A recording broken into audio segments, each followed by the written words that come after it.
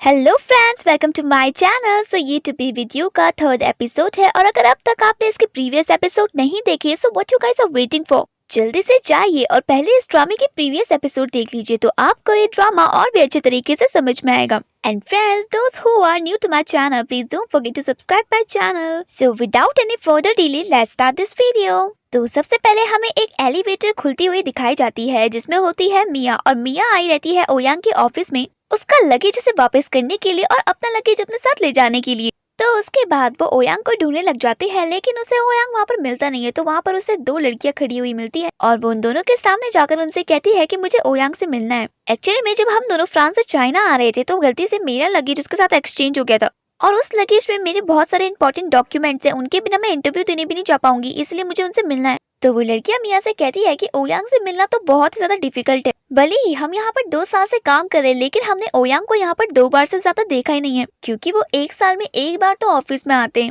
तो ये सब सुनने के बाद मिया उनसे कहती है कि अगर ऐसा है तो मैं ओयांग से अपना लगेज वापस कैसे लूंगी। उस लगेज में मेरे सारे इंपॉर्टेंट डॉक्यूमेंट्स थे और मुझे इंटरव्यू देने के लिए भी जाना था, अब मैं कैसे जाऊंगी। क्या आप में से किसी के पास उसका फोन नंबर है या उसके बॉडीगार्ड का फोन नंबर है? मैं उनके बॉडीगार्ड को भी जानती हूँ और मैंने उनके बॉडीगार्ड से बात भी की थी। तो वो लड़कियां उससे कहती है कि हम आपको उनका फोन नंबर नहीं दे सकते।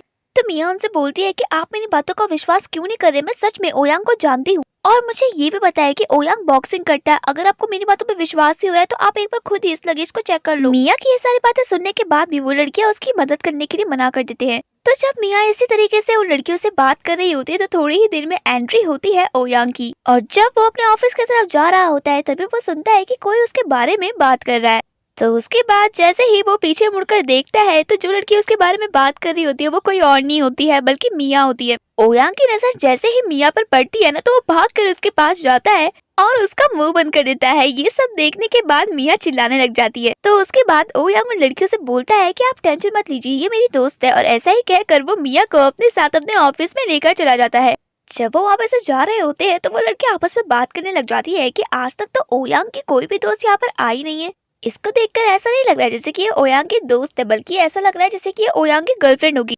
थोड़ी ही देर बाद मिया ओयांग के साथ उसके ऑफिस में आती है और उससे कहती है कि देखो मैं यहाँ पर तुम्हारा लगेज लेकर आ गई हूँ, इसलिए मुझे भी मेरा लगेज दे दो। तो ओयांग उसको देखता है और उसको देखकर हंसने लग जाता है। उसके बाद उससे कहता है कि वैसे तुम किस वीडियो के बारे में बात कर रही थी? तो मिया उससे कहती है कि तुम्हें टेंशन लेने की बिल्कुल जरूरत नहीं है, मैंने तुम्हारी सारी वीडियोस देख चुकी है जिसमें तुमने बहुत ज्यादा मार खाई थी, और अगर मेरा लगेज तुमने मुझे सही सलामत नहीं दिया ना तो ये मत भूलना कि वो वीडियोस मैं पूरे सोशल मीडिया पे वायरल कर दूंगी। और वैसे भी तुम इतने हैंडसम हो, इतने गुड लुकिंग हो, पर जब तुम्हें सबके सब मार खाते हुए देखेंगे ना तो तुम्हारी क्या इज्जत रह जाएगी उनकी नजरों में। तो ओयांग उससे कहता है कि तुम मेरी टेंशन मत लो, तुम अपनी टेंशन लो, क्योंकि तुम्हारे बचपन के प्यार चेंजे के बारे में मुझको पता है। तो ये सब सुनने के बाद मिया उसके सामने आती है और उससे कहती है कि तुम कितने बदतमीज हो, तुमने मेरी सीक्रेट डायरी कैसे पढ़ी? दूसरों की चीजें पढ़ने से पहले एक बार उनसे पूछना चाहिए। तो उसके बाद ओयांग उसकी बातों पर हंसता है और उससे कहता है कि तुमने मेरी वीडियो देखने से पहले मुझसे पूछा था क्या, जो मैं तुम्हारी डायरी पढ़ने से पहले तुमसे पूछता? अगर तुमने मेरी वीडियोस इंटरनेट पे डाली ना तो मैं भी तुम्हारी फोटोज तुम्हारे बॉयफ्रेंड के साथ पूरे सोशल मीडिया पे डाल दूंगा। और वैसे भी तुम्हारा प्यारा चेंजे हमारी ही कंपनी में काम करता है और वो हमारी कंपनी में एक सेल्समैन है, और तुमको पता है मैं कौन हूँ? मैं ना बॉस हूँ उसका, इसलिए तुम मेरे से थोड़ा ठीक से बात करो, वरना ऐसा ना हो किसी और की गलती किसी और को भुगतनी पड़े। तो मिया उससे कहती है कि ठीक है मैं तुम्हारी वीडियो इंटरनेट पे नहीं डालूंगी, लेकिन तुम भी मेरी डायरी के बारे में प्लीज किसी को मत बताना, बट ये सब छोड़ो और मुझे मेरा लगेज दो। तो उसके बाद ओयांग अपनी बहन को कॉल लगाता है, लेकिन उसकी बहन उसका कॉल ही नहीं उठाती है। थोड़ी देर में मिया ओयांग का लगेज उसके टेबल पर रख देती है और जैसे ही ओयांग अपना लगेज लेने वाला होता है तो मिया उसको पकड़ लेती है और उससे कहती है कि तुम पहले मुझे भी मेरा लगेज दो, उसके बाद ही मैं तुम्हें ये लेने दूंगी। तो ओयांग उससे बोलता है कि तुम कितनी शक्की लड़की हो, देखा ना मैंने अभी अपनी फैमिली मेंबर्स को कॉल लगाया था लेकिन उन्होंने मेरी कॉल ही नहीं उठाई, वो कुछ काम कर रहे होंगे इसलिए बिजी होंगे, मैं कल तुम्हें तुम्हारा लगेज वापस दे दूंगा। तो मिया उससे बोलती है कि मैं तुम्हें ट्रस्ट कैसे कर लूं, तुम्हें पता भी है क्या कि उस लगेज में मेरे कितने सारे इंपॉर्टेंट डॉक्यूमेंट्स है? मुझको कुछ नहीं पता है, मुझे मेरा लगेज अभी चाहिए, तुम भी फ्री हो और मैं भी फ्री हूँ, इसीलिए हम अभी तुम्हारे घर पे जाते हैं और तुम्हारे घर से मेरा लगेज लेकर आते हैं। तो ओयांग कहता है कि सच में तुम चाहती हो कि तुम मेरे साथ मेरे घर चलो तो तुम्हें पहले मेरे बॉडीगार्ड से पूछना होगा। ओयांग की बातें सुनने के बाद उसका बॉडीगार्ड उसे कहीं भी जाने के लिए मना कर देता है और उससे कहता है कि चुपचाप से ऑफिस में बैठकर काम करो। बॉडीगार्ड की बातें सुनने के बाद मिया भी कुछ नहीं बोल पाती है और उससे कहती है कि मुझे कुछ भी समझ में नहीं आ रहा है कि मैं तुम पे ट्रस्ट कैसे करूं। तो उसके बाद ओयांग मिया से उसका फोन लेता है और उस पर अपना नंबर सेव कर देता है। तो मिया उससे कहती है कि मैं कैसे मान लूं कि ये तुम्हारा ही नंबर है? तो ओयांग उससे बोलता है कि तुमको पता है ना कि चेंजे मेरी कंपनी में काम करता है और मैं उसका बॉस हूँ, इसलिए अब तो तुम्हें मेरे पे विश्वास करना ही पड़ेगा ना। और ऐसा ही कहकर वो हंसने लग जाता है। तो मिया उससे कहती है कि ठीक है कल मैं तुमसे अपना लगेज वापस लेने के लिए आऊंगी, इसलिए मेरा लगेज संभाल कर रखना। और ऐसा ही कहकर वो वहाँ पर से चली जाती है। थोड़ी देर बाद जैसे ही वो ओयांग के ऑफिस से बाहर निकलती है, तभी उसके सामने अचानक से ओयांग के डैड आकर खड़े हो जाते हैं और वो मिया को घूर घूर कर देखने लग जाते हैं। तो मिया भी उनको देखकर सोचने लग जाती है कि ये मुझे ऐसे क्यों देख रहे होंगे, बट वो उनसे बात नहीं करती है और वहाँ पर से चली जाती है। थोड़ी देर में ओयांग के डैड ओयांग के ऑफिस में आते हैं और उससे पूछते हैं कि वो लड़की कौन थी जो अभी यहाँ पर से गई। तो उसके बाद ओयांग उनको पूरी बात बताता है। उसके बाद उसके पापा उसको अपने साथ चलने के लिए बोलते हैं, तो ओयांग उनके साथ चला जाता है। दूसरी तरफ ओयांग की बहन मिया की डायरी पढ़ रही होती है, जिससे उसे पता चलता है कि मिया चेंजे से कितना ज्यादा प्यार करती है।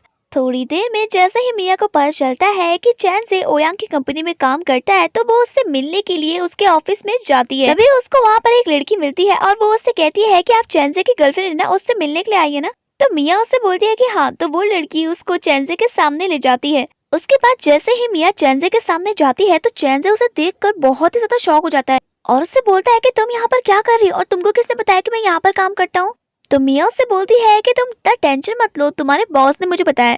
तो चेंजे उससे बोलता है कि तुम क्या बोल रही हो, मुझे कुछ भी समझ में नहीं आ रहा है। तो मिया उससे कहती है कि गलती से मेरा लगेज ओयांग के साथ एक्सचेंज हो गया था और मैं यहाँ पर अपना लगेज लेने के लिए आई थी, तो उसी ने मुझे बताया कि तुम यहाँ पर काम करती हो।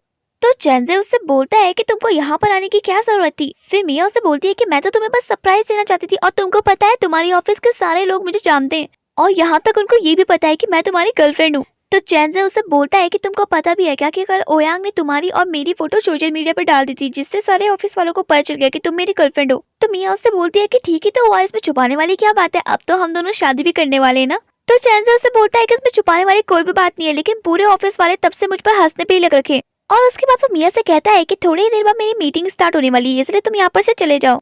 तो मिया उससे कहती है कि अभी तो मैं आई हूँ, इतने जल्दी। तो चेंजे उससे बोलता है कि ऑफिस का काम इम्पोर्टेंट है ना। तो मिया उससे कहती है कि ओके ओके, मैं यहाँ पर से चली जाऊंगी, पहले तुम्हें मेरे को गले मिलना पड़ेगा।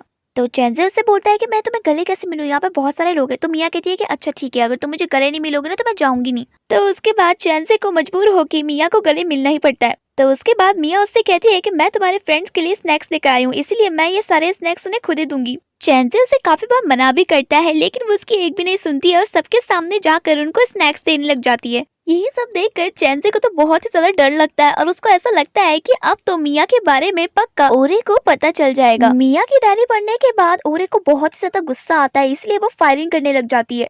और फिर उसके बाद वो चेंजे के सामने जाती है और उससे कहती है कि तुम्हें नहीं लगता कि तुम्हें मुझे कुछ मिया के बारे में एक्सप्लेन करना चाहिए। तो चेंजे कहता है कि नहीं, मुझे तो नहीं लगता कि मुझे तुम्हें कुछ एक्सप्लेन करना चाहिए, क्योंकि मैंने तुम्हें पहले ही बता चुका है कि मिया मेरी एक्स गर्लफ्रेंड थी और हमारा 2 साल पहले ही ब्रेकअप हो चुका है। मिया के डैड मुझे बहुत ही अच्छे तरीके से ट्रीट किया करते थे और हम दोनों बहुत ही अच्छे दोस्त थे, इसीलिए हम दोनों गर्लफ्रेंड बॉयफ्रेंड भी बन गए थे। बट उसके बाद जैसे ही मिया फ्रांस चली गई थी, तो हम दोनों के बीच में जो भी रिलेशन था वो खत्म हो गया था और अब हम दोनों के बीच में कुछ भी नहीं है। चेंजे की ये सारी बातें सुनने के बाद ओरे उसे मिया की एक डायरी देती है और उससे बोलती है कि तुम जो कुछ भी बोल रही हो, पता नहीं ये डायरी पढ़ने के बाद मुझे झूठ क्यों लग रहा है, इसीलिए पहले तुम भी ये डायरी पढ़ो, उसके बाद सोच समझकर मुझे ये सब चीजें एक्सप्लेन करना। तो ओयांग जैसे वो डायरी खोलता है तो वो उस पे अपनी और मिया की फोटो देखता है और उसके बाद मिया ने जो भी उसके लिए लिखा होता है वो उसे पढ़ता भी है। ये सब पढ़ने के बाद भी चेंजे अपनी सच्चाई कबूल नहीं करता है और ओरे से कहता है कि सच में हम दोनों का ब्रेकअप 2 साल पहले हो चुका है, लेकिन अभी भी पता नहीं ये मुझे अपना बॉयफ्रेंड क्यों मानती है। मैं मानता हूँ कि मैं उसकी थोड़ी बहुत केयर करता हूँ, क्योंकि वो मेरी बचपन की दोस्त है और हम दोनों साथ में ही बड़े हुए हैं, बट अब वो सिर्फ मेरी दोस्त है, गर्लफ्रेंड नहीं। तुम मेरी बातों का सच क्यों नहीं मान रही हो? मैं सच में अभी भी तुमसे बहुत ज्यादा प्यार करता हूँ। तो जब ओरे चेंजे की ये सारी बातें सुनती है तो उसे चेंजे पे विश्वास हो जाता है और वो उससे माफी भी मांगती है। थोड़ी ही देर में चेंजे दोबारा से अपने ऑफिस में आकर बैठ जाता है। तभी उसे पुराना टाइम याद आता है जब उसका सीनियर उसकी गलती ना होने पर भी उसको बहुत ही ज्यादा डांटता है और अपना रौब दिखाते हुए सबके सामने उसकी बेइज्जती करता है। चेंजे उससे बहुत ही बार माफी मांगने की कोशिश भी करता है, लेकिन वो उसकी एक बात भी नहीं सुनता है। बट थोड़ी ही देर बाद जैसे ही उनके सामने से ओरे जाती है तो वो उनकी बात सुन लेती है। उसके बाद वो उससे बोलती है कि तुम होते कौन हो कि तुम न्यू एम्प्लॉय को इस तरीके से डांटोगे। इस बात का ध्यान रखना कि अगली बार से अगर तुमने इस तरीके का बिहेवियर किसी को भी दिखाया तो मुझसे बुरा तुम्हारे लिए और कोई भी नहीं होगा। और ऐसा ही कहकर वो वहाँ पर से चली जाती है। चैनजे को ये सब देखकर बहुत ही अच्छा लगता है। एक तरफ जहाँ वो ओरे के बारे में सोच रहा होता है तो दूसरी तरफ डायरी पढ़ते हुए उससे मिया की भी याद आती है और उसके बाद वो मिया के साथ बिताए गए पलों को याद करता है और सोचता है कि मिया कितनी अच्छी थी। जब वो हमेशा बास्केटबॉल खेला करता था तो हमेशा मिया उसके लिए खाना लेकर आया करती थी और अपनी सिली सिली बातों से वो चैनजे को हंसाया करती थी। चैनजे भी उस टाइम पे मिया से सच्चा प्यार करता था और बस उसी के बारे में सोचता था। लेकिन जैसे जैसे वो बड़े हुए सब कुछ चेंज हो गया। चैनजे की लाइफ में आ गई ओरे और पहले मिया की जो सिली बातों पर वो हंसा करता था अब उससे वो बातें बहुत ही ज्यादा इरिटेटिंग लगने लग गई थी। और जब वो यही सब बातें सोच रहा होता है तभी उसे मिया की डायरी से एक चेन मिलती है जो चेन उसको मिया ने ही दी होती है। और उसके बाद वो दोबारा से मिया को याद करता है जब मिया ने अपने पैसे बचाकर उसके लिए एक ब्यूटीफुल सी चेन लेकर आई थी। उस टाइम ना ही मिया के पास ज्यादा पैसे थे और ना ही चैनजे के पास ज्यादा पैसे थे, बट चैनजे वो चेन देखकर बहुत ही ज्यादा खुश हो गया था क्योंकि मिया इतने प्यार से उसके लिए गिफ्ट जो लेकर आई थी। उसके बाद मिया प्यार से चैनजे को अपने हाथों से ही उसे वो चेन पहनाने वाली होती है, लेकिन चैनजे की हाइट बहुत ही ज्यादा लंबी होती है इसलिए वो उसे पहना नहीं पाती है और इसीलिए उसको चेन पहनाने के लिए वो उछलने लग जाती है। तो चैनजे उससे बोलता है कि रहने दो, मैं ही नीचे झुक जाता हूँ। और उसके बाद इसी तरीके से वो मिया के सामने झुकता है और खुद ही वो चेन पहन लेता है। और इसी बात से हमें पता चलता है कि चैनजे पहले मिया से सच में बहुत ज्यादा प्यार करता था, बट कहते हैं ना लालच और बदला इंसान को पूरी तरीके से बदल देते हैं और सेम यही चैनजे के केस में भी था। मिया के साथ बिताए गए इतने सारे प्यारे लम्हों को सोचकर चैनजे की आंखों से आंसू आने लग जाते हैं और वो यही सोचने लग जाता है कि जब उसके साथ कोई नहीं था तो मिया ने उसका साथ दिया, लेकिन आज वो उसके साथ कितना बड़ा धोखा कर रहा है। बट उसके बाद वो दोबारा से ये सोचता है कि अगर इस बारे में ओरे को कुछ भी पता चल गया तो वो मिया के साथ भी बुरा बिहेव करेगी और इसीलिए बेहतर यही होगा कि वो मिया के साथ अपने सारे रिश्ते तोड़ दे। थोड़ी ही देर में ओ यांग लीदो के रेस्टोरेंट में जाता है और उसके सामने जाकर बोलता है कि देखो फाइनली मैं तुम्हारे रेस्टोरेंट में आ ही गया हूँ। तो लीदो उससे बोलता है कि वाओ, आज तुम्हारे पापा ने तुम्हें काम से छुट्टी कैसे दे दी? तुमने तो कहा था कि तुम्हारे पापा चाहते हैं कि तुम बस 24 घंटे काम ही करते रहो और कहीं बाहर जाओ ही ना। तो ओयांग उससे बोलता है कि तुम अपने दोस्त को जानते नहीं हो क्या, मैं तो इम्पॉसिबल को भी पॉसिबल कर सकता हूँ। अरे वो एक्चुअली ना आज मेरे डैड ने अपने ऑफिस में बुलाया था कुछ काम के लिए, तो आज मैंने उनके सामने इतना इनोसेंट बिहेव किया ना कि उन्होंने मुझे फाइनली बाहर जाने की परमिशन दी। और जब मुझे बाहर जाने की परमिशन मिली तो मैंने सोचा कि सबसे पहले मैं तुम्हारे रेस्टोरेंट पे आता हूँ। तो उसके बाद दीदो उससे बोलता है कि तुमने बिल्कुल ठीक किया, चलो अब बाहर पे जाकर बैठ जाओ, मैं तुम्हारे लिए कुछ टेस्टी सा खाना बनाकर लेकर आता हूँ। तो उसके बाद जैसे ही वो अंदर जाता है तो ओयांग की नजर तभी पड़ती है मिया पर और मिया को देखकर वो सोचने लग जाता है कि वो यहाँ पर क्या कर रही है। तो जब वो इसी तरीके से सोच रहा होता है तभी उसके सामने लीदो भी आ जाता है। ओयांग का पूरा ध्यान मिया पर होता है और वो लीदो की तरफ देखता ही नहीं है। तो लीदो उसके सामने बैठता है और उससे बोलता है कि कहाँ खो रखे हो तुम और उधर किसको देख रहे हो, तुम्हें मेरे रेस्टोरेंट में खाना नहीं खाना है क्या, उस रेस्टोरेंट में जाकर खाना खाना है। तो ओयांग उसे बोलता है कि उस छोटे से रेस्टोरेंट में जाकर मैं थोड़ी खाना खाऊंगा, मैं तो तुम्हारे रेस्टोरेंट में ठीक हूँ। ओयांग की बातें सुनने के बाद लीदो उसे बोलता है कि वो रेस्टोरेंट छोटा जरूर है लेकिन जो अंकल वो खाना बनाते हैं ना वो बहुत ही टेस्टी बनाते हैं और वही रेस्टोरेंट यहाँ का सबसे फेमस रेस्टोरेंट है। और जिस लड़की ने येलो कलर की टी शर्ट पहनी है ना वो उनकी बेटी है, अभी वो फ्रांस से पढ़ाई खत्म करके यहाँ पर आई है और अब वो यही रहकर अपने पापा की हेल्प करेगी। वो दोनों ही बहुत ही हार्ड वर्किंग है। सच में मिया एक बहुत ही अच्छी लड़की है, कितनी ज्यादा इनोसेंट और ब्यूटीफुल है और वो अपने डैड की बहुत ही ज्यादा इज्जत करती है। मिया ऑर्फन थी इसीलिए अंकल ने उसे गोद ले लिया। उसके बाद अंकल उसे बिल्कुल अपनी बेटी की ही तरह ट्रीट करते हैं। तो उसके बाद ली तो ओयांग से कहता है कि कहीं तुम तो मिया को पसंद नहीं करने लग गए, तुम किसी भी लड़की के बारे में सोच लो लेकिन मिया के बारे में बिल्कुल मत सोचना। लीदो की बात सुनने के बाद ओयांग उससे बोलता है कि तुमको क्या लगता है कि मैं इस लड़की के बारे में सोचूंगा, मैं क्यों सोचूंगा इस लड़की के बारे में, तुम्हारी पसंद और मेरी पसंद बिल्कुल ही डिफरेंट है और इस लड़की को अपनी गर्लफ्रेंड बनाने से अच्छा ना मैं पूरी जिंदगी भर सिंगल ही रहूं। तो वो दोनों जब इसी तरीके से बात कर रहे होते हैं तभी मिया अपने पापा से कहती है कि पापा गलती से मैं गार्लिक लेकर आना भूल गई। तो उसके पापा उससे बोलते कि कोई बात नहीं लीदो के रेस्टोरेंट से तुम थोड़े से गार्लिक उससे मांग कर लेकर आ जाओ। उसके बाद मिया भाग कर लीदो की दुकान में जाती है। जैसे ही मिया लीदो और ओयांग के सामने आती है तो ओयांग उसे देखकर बहुत ही ज्यादा नर्वस हो जाता है और वो अपना फेस छुपा लेता है।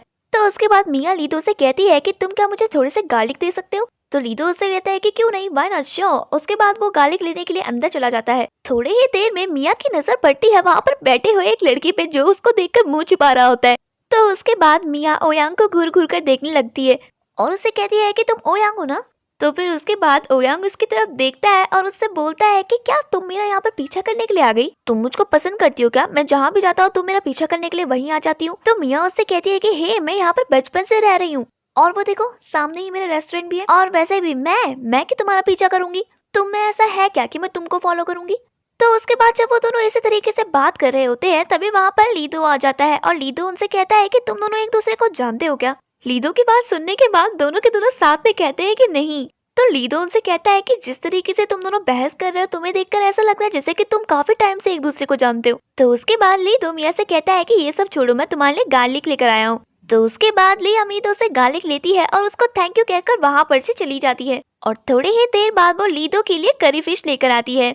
दूसरी तरफ लीदो ओयांग से पूछता है कि तुम मिया को कैसे जानते हो। तो ओयांग उससे कहता है कि गलती से प्लेन में उसका और मिया का लगेज एक्सचेंज हो जाता है, जिसके कारण मिया उसके ऑफिस में भी आई थी। तो ओयांग उससे बोलता है कि और इसी तरीके से ये लड़की मुझे पता नहीं हर जगह पर क्यों मिल जाती है। तभी वहाँ पर मिया आ जाती है और मिया लीतो से कहती है कि तुमने मुझे गार्लिक दिया था ना, इसलिए मैं तुम्हारे लिए करी फिश लेकर आई हूँ। तो जैसे ही ओयांग उस करी फिश को देखता है तो वो खाने वाला होता है, तब तक मिया उसे रोकती है और उससे कहती है कि मैं तुम्हारे लिए लेकर आई हूँ, मैं लीदो के लिए लेकर आई हूँ। तो ओयांग उससे बोलता है कि लीदो मेरा ही दोस्त है, इसलिए जो तुम उसके लिए लेकर आओगे ना उसमें मेरा भी हक होगा। तो उसके बाद मिया ओयांग से कहती है कि ओके तुम्हें खाना है तो तुम भी खा लो। और ऐसा ही कहकर वो वहाँ पर से जाने वाली होती है, तभी उसे याद आता है कि जब उसने ओयांग को उसके घर से लगेज लेकर आने के लिए बोला था तब तो उसके बॉडीगार्ड ने मना कर दिया था, तो अब उसके बॉडीगार्ड ने उसे यहाँ पर आने की परमिशन कैसे दे दी। तो मिया की बातें सुनने के बाद ओयांग उससे कहता है कि तुम इतना ज्यादा टेंशन क्यों ले रही हो, मैं तुम्हें तुम्हारा लगेज पक्का वापस कर दूंगा जब मुझे वो मिलेगा। तो मिया उससे बोलती है कि मिलेगा, इसका मतलब कि मेरा लगेज तुम्हारे पास नहीं है, तुमने मेरा लगेज कहाँ खो दिया, तुमको पता भी है उसके अंदर कितने सारे इंपॉर्टेंट डॉक्यूमेंट्स हैं। अगर मेरे लगेज को कुछ भी हुआ होगा ना तब तुम देख लेना, मैं तुम्हें बिल्कुल भी नहीं छोड़ूंगी। तो ओयांग उससे बोलता है कि क्या करोगी तुम, मारोगी मुझे, लो मारो, मार के दिखाओ मुझे।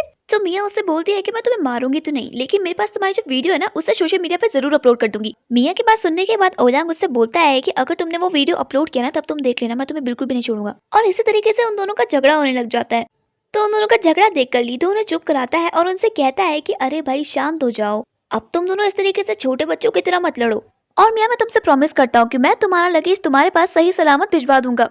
तो लीदो की बात सुनने के बाद मिया उससे बोलती है कि लीदो मुझे तुम पर पूरा भरोसा है, इसलिए मैं यहाँ पे से जा रही हूँ, लेकिन अगर मेरी लगेज को कुछ भी हुआ तो मैं इस ओयांग को बिल्कुल भी नहीं छोड़ूंगी। और ऐसा ही कहकर वो वहाँ पर से चली जाती है। तो चलिए फ्रेंड्स आज के लिए बस इतना ही, बाकी का ड्रामा मैं आपको नेक्स्ट एपिसोड में सुनाऊंगी, तब तक के लिए बाय।